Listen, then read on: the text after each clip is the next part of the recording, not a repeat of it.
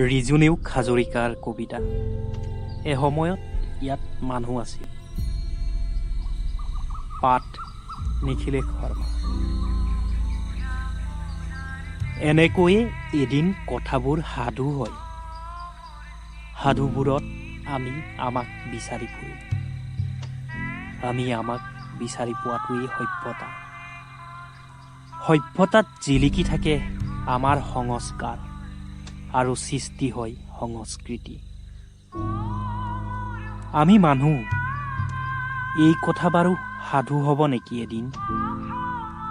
সময়ে সময়ে ৰাজপথবোৰত ভিৰ হয়, শ্লোগানে মাতাল কৰে আকাশ বতাহ।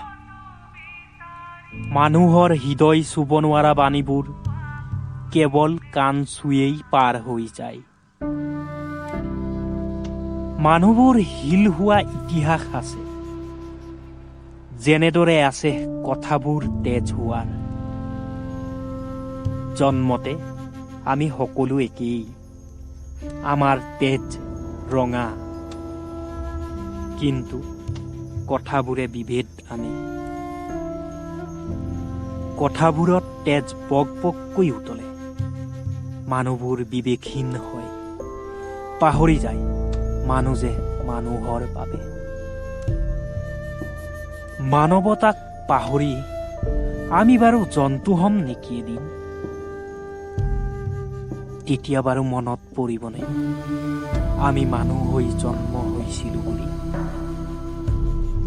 এসময়ত ইয়াত মানুহ আছিল। মানুহৰ মাজত আছিল একতা। ৰাম আৰু ৰহিমে একেখন গামোচা লৈছিল। এতিয়া ইয়াত মানুহ নাই। আছে কেৱল হিন্দু মুছলমান, জৈন খ্ৰীষ্টান। ধন্যবাদ।